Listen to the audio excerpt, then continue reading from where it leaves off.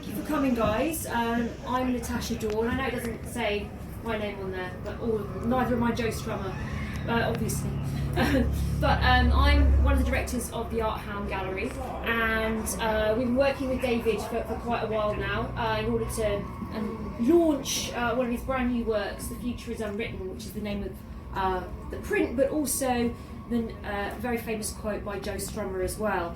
So the Art Hound Gallery really has become a kind of place, for those of you who haven't discovered it, in Cambridge, as a place of contemporary art, of modern art, and also printmaking. And it's certainly a place where we found a home for punk as well. Now, I've been massively into punk since basically the early 90s, really, when I was a teenager. And what happened was earlier this year, my rediscovery of my favourite American band, the Misfits, I saw this amazing photograph of Glenn Danzig backstage in 1982 at a New York gig in his stage gear, which for those of you who don't know Glenn Danzig's stage gear, which is basically bare-chested and leather motorbike boots, holding down an enormous Screenprint, and literally just between the support act and him going on, he had just enough time, bare-chested, to pull a giant screen-printed poster. I was fascinated by this image, and then I went on to kind of discover that actually he had hand screen printed and made most of the original Misfits 7-inch singles as well. So the ones that go for crazy amounts on American eBay from the late 70s and early 80s had all been hand coloured by him. So I was like, whoa, there is a real amazing process of handmade printmaking in punk. I was like, how can we explore this? How can we find it further? So, because we'd already represented famous artists like Jamie Reed, who did the original Sex Pistols art, and Jimmy Cauty, you might know him from the KLF, who obviously has a link there. I thought this has got to be an exhibition that we put on. So I gave briefs to a number of different artists to kind of respond to the brief in printmaking, and they came back with an amazing array of punk-inspired works. Now, some of them were directly punk-inspired, but others were just inspired by the attitude. So one of those works, which in a roundabout way was The Future is Unwritten, which of course David has done. So finally, after a bit of a while, we've been able to launch it here. So that's a little bit about how we've brought this print into the world via the Art Hound. But David, if you can just tell us a little bit more about yourself and how this has come to pass. Sure. So just a brief thing about me is that I've been a printmaker about 20 artist for about 20 odd years, and a lot of my work kind of revolves around celebrity and kind of icons. I'm kind of drawn to kind of the 60s and the 70s, so quite nostalgic. Sort of look back at those eras which I see as kind of somehow kind of more glamorous than today, and how celebrity kind of, for me, sort of had more meaning then than now, because I think it's lost it a bit with the sort of reality TV. The fact it's quite easy to, it seems easy to me now to become a celebrity than it was then, and it's one kind of aspect that I'm kind of interested in. So yeah, a lot of my stuff looks back to the 60s, 70s, to those kind of eras. And then with this print, so it came about, as Natasha was saying, for a show that Art Hound were doing, a punk show called Neat Neat Neat, and I got in touch with the photographer, which was a guy called Julian Yewdall, who Julian's an interesting guy. He was mates with Joe back in the day. He lived in like 3 different squats with Joe Strummer and a bunch of other guys. And literally in the kind of second squat they moved in, which was Waterston Road, 101 Waterston Road. Joe, who'd been in Wales, he kind of rocked up and he was like, yeah, I want to start a band, let's start a band. He was the instigator of getting this band going, which was the 101ers, simply because they were living at 101 Waterston Road. So they started a band. Julian was in the band with him, the photographer. Julian was in the band with him. He played harmonica, sang sort of backing vocals kind of with along with Joe. There were 4 members then. And the kind of members rotated, as you can imagine, a kind of like a pub band like that. They kind of, people kicked out, other people came in, and spoke to Julian a couple of days ago, and he was saying there was this quite amusing moment where, Joe would sort of say to the guys, do you fancy nipping on the pub, which I think was literally sort of code for you're going to be kicked out of the band, you're not wanted anymore. So he said to Julian, do you want to nip down the pub? And that's when Julian knew he was going to be kicked out of the 101ers. which probably not amusing at the time. I think he finds it quite amusing now. And then once Julian's been sort of thrown out of the band and replaced by somebody else, Julian just sort of decided to literally pick up a camera a bit off the cuff and started photographing Joe and the kind of really early days of the Clash. So this was like 1976, and the photograph that Julian took, this is based on, was literally taken 5th of November 1976, and it was also interesting because it was the first ever Clash gig, Royal College of Art, not too far from here, and they did a first Clash gig there. Julian was kind of backstage, took lots of photographs, and everything went pretty much to plan. It was a great gig. I think a fight broke out because people were throwing bottles at Joe Strummer. In true punk tradition, he didn't like that very much. He got stuck into the crowd. This all kind of went on for a bit, but apparently, according to Julian, it was still a fantastic gig. And then Julian kind of continued photographing for the next kind of couple of years, roughly 2 or 3 years. And then there was a break, and then he went back and photographed them again a couple of years later. And then, as soon as they got huge and they got so much momentum, he couldn't really get the kind of same kind of access, so they just kind of snowballed as this big kind of machine sort of thing. And he lost touch with them, or he completely lost touch. He stayed in touch with Joe, but it became a different thing. They became this big kind of machine almost. And he saw Joe much later, still friends with them, even though he'd been sort of kicked out of the band. They were good friends towards the end. And I think when he was in the Mescaleros, which is much later, Joe Strummer, he photographed them then as well. So this is so it came back to almost like full circle. So that's the story behind it. A couple of just interesting sort of geeky things are that the studio that I printed this out is called London Print Studio, which is Harrow Road, which is also not a million miles from here. Westbourne Park Tube is the nearest tube to that. London Print Studio is Harrow Road. The guy that set up the studio knows Julian, and John, who owns the studio, used to print the posters for the 101ers back in the day, like back in the sort of 70s, as a sort of way to advertise the band.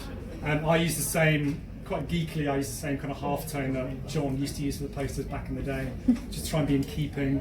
And I used the same studio that was used to print the posters of the band back in the day. So it's quite authentic, it's got a nice authentic kind of feel to it. That's about it, really. So talking about authenticity, it's quite fitting, we thought, to kind of launch the work here, just off the King's Road. Now I went through learning about the King's Road through my dad, who was a mod in the 60s, so I kind of knew where, that's where Bieber was, that's where Granny Takes a Trip was.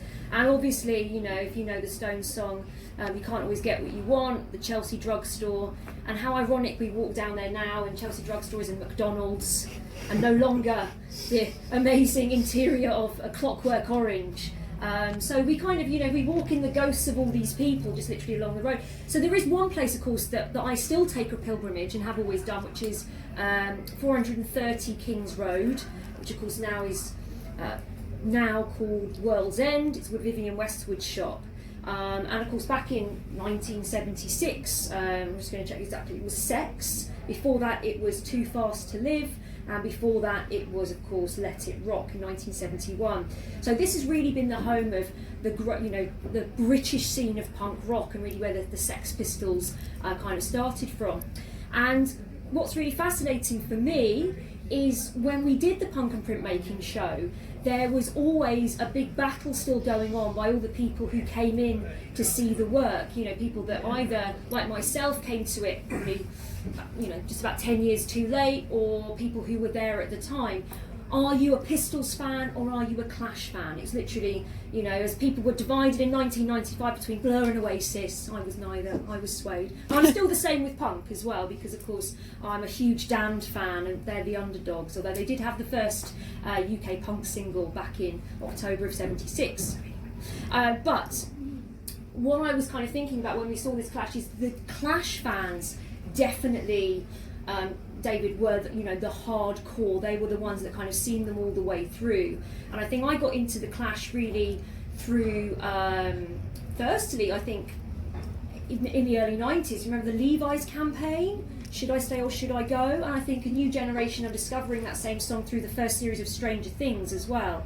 So there really is, you know, an enduring quality with the Clash. So David, I was going to ask you, you know, what for you is the legacy of the Clash? Why choose Joe Strummer out of all of these people, you know, that you could have collaborated with photography wise? Why Joe? Yeah, I think partly it's just because I am, you know, a big Clash fan, to be honest. That's one reason. So it's like an obvious go-to place for me. But also, like, for me, you know, Pistols are fantastic, but I think for me it's like the Clash sort of almost like picked up that baton and sort of ran with it, whereas the sort of Pistols kind of, I don't know, almost imploded. I don't know, maybe that's not the right, but the Clash sort of ran with it and they went on, and, you know, they went on and took it much further. That's kind of, and I just think the politics are interesting. You know, they kind of actually sort of gave a shit about people generally, and they had a pretty strong moral compass. I think Joe Strummer had a pretty strong moral compass, which is probably unusual in the music industry. You know, and he's sort of, I think that's actually part of the reason why they've got quite a cult following, apart from the music, obviously. But, yeah. Cool. And what is it about this photo? I mean, when I first saw it, I was kind of intrigued by actually the journey it took me on in how it reflects almost that rebellious anger of youth. You know, looking at it, I saw Rebel Without a Cause, I saw James Dean, and I was struck, you know, the idea of, you know, the young guy in the leather jacket with a political thing to say. I mean, that's kind of, it's there in that legacy. So what is it about this particular photograph for you? Because also Julian Yewdall took a number of different shots am I right, at this particular gig? Yeah. So what is it about this particular one? Yeah, he did. He took kind of however many shots. Like, you know, he took a bunch of shots of like the band kind of practicing before they wanted to do the gig. Other shots of Joe. For me, this one just was it's just kind of more engaging than the others. It's quite slightly confrontational. Joe's kind of, you know, almost looking, well, he's really looking down the lens. And it's great. It's kind of a full frame, you know. A lot of the other pictures, you know, they were kind of, the figures were smaller, so great to get a full frame image is good. And yeah, there's attitude in it, you know, and obviously there's a passion as a fashion thing on his jacket, which apparently Joe came up with that phrase, which I didn't know. Apparently Joe Strummer came up with that thing, because it's also the name of the book, which I read a long time ago. But yeah. Cool. So it's kind of that iconic thing of rebellion from the 50s right the way through.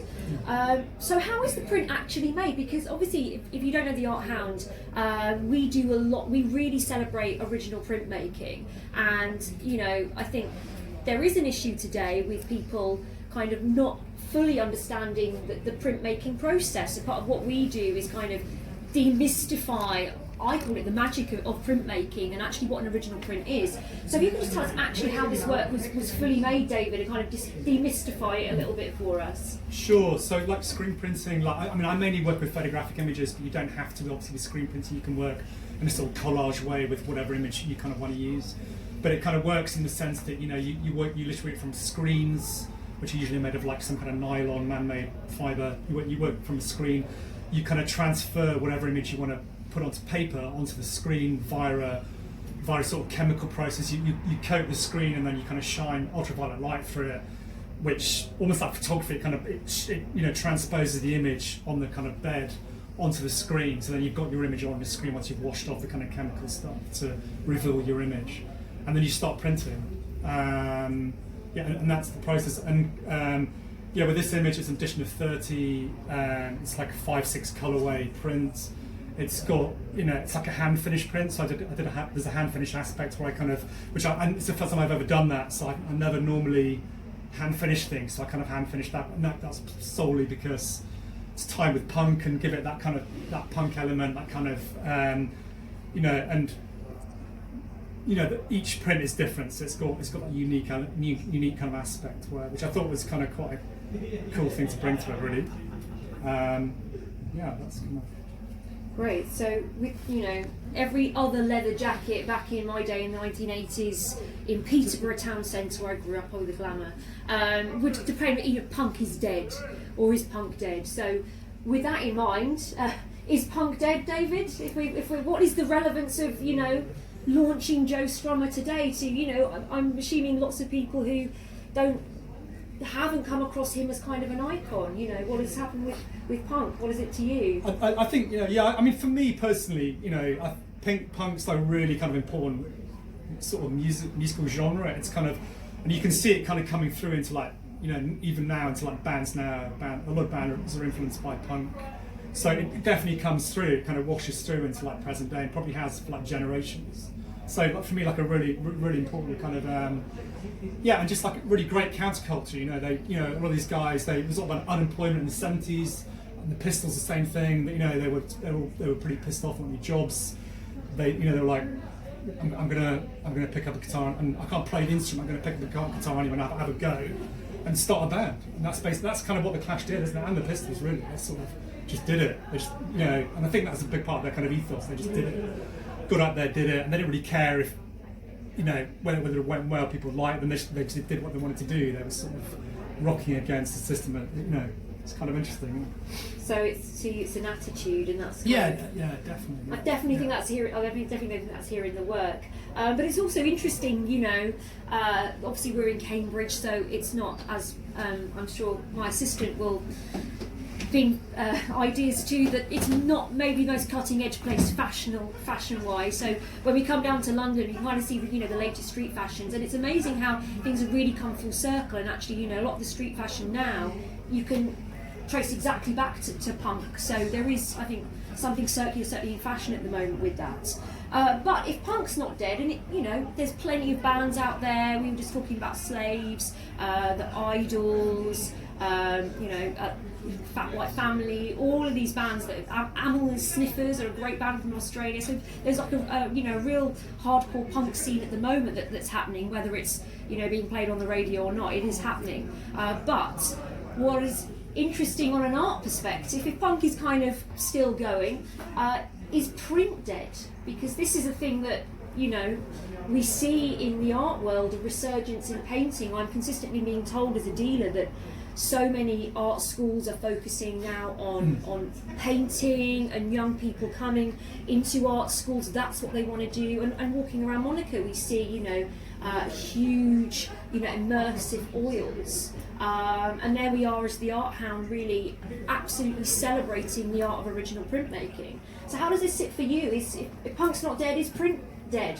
Yeah, no, you see, like, for me, honestly, personally, I think screen printing, every form of printing, actually, I think at the moment, I think it's in like a golden age. For me, I think right now there's so many fantastic artists around, you know, and doing fantastic stuff, really original work. And it's almost sort of you're kind of overdosed with it. There's so many good people at the moment, and I can't remember a time when there were this many good, like, printmakers, etchers, whatever it might be, just out there. It's kind of like flooded with. It's fantastic, really good. So, why do you think that's come about? Is there a reaction to something, or is it something else? I don't know. I mean, it's kind of. I think maybe because. You know, I suppose screen printing or whatever, you know, whether it's etching, whatever it might be, it's pretty accessible, you know, and it's not cheap to make prints, right? But it's also not that expensive, so anyone can literally go and make prints. You know, wherever then, you know, anyone anywhere wherever just can go and make prints. It's accessible, you know, and yeah. So as a gallery, we're often having to kind of educate people on the process of printmaking, and, you know, a lot of people, wrongly in my opinion as a gallerist, misunderstand the idea of original printmaking. So how does that sit with you, that, you know, you'll be asked, or I'll be asked consistently, you know, how is this an original? How is this, you know, not just a photograph?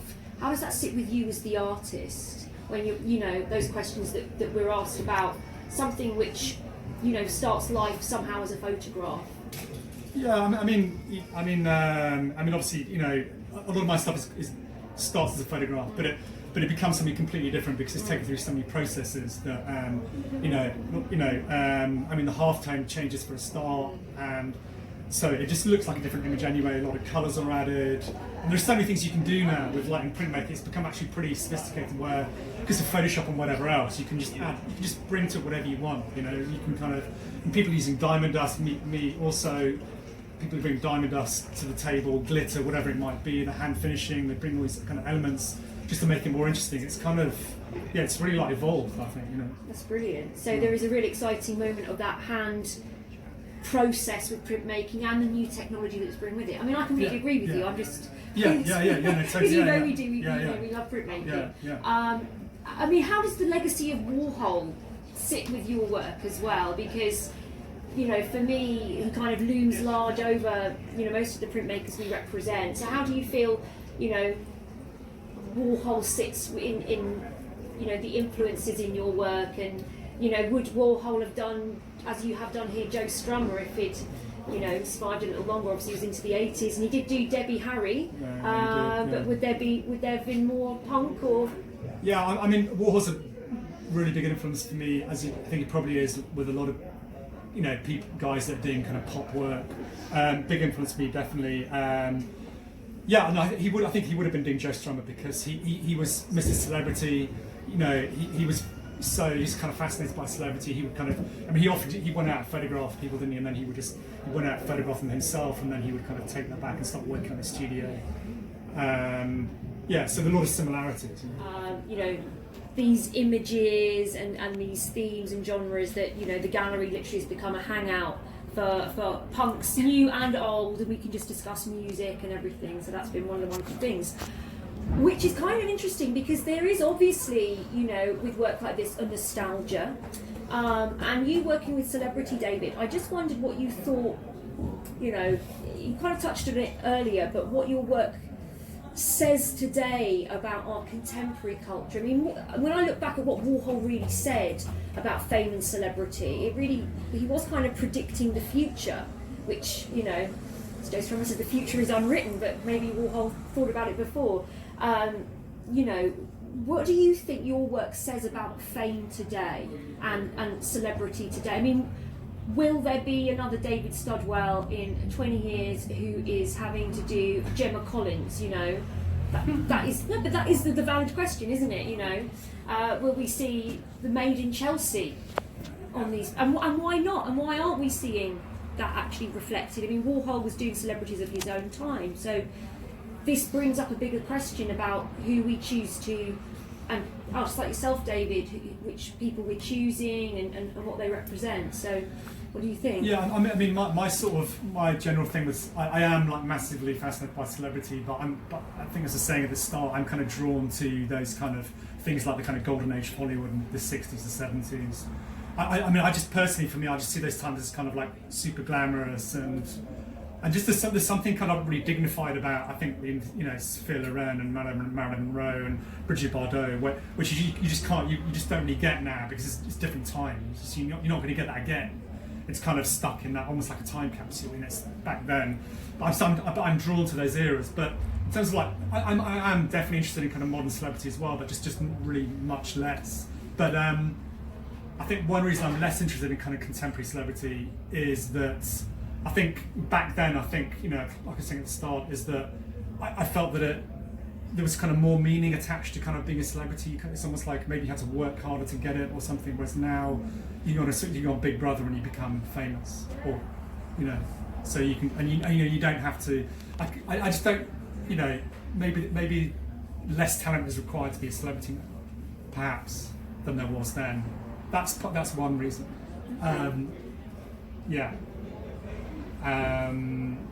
But it's that, and also I'm just drawn to those past eras, because I am drawn to that 60s, 70s, like the kind of glamour, the sort of chicness of it, and, you know.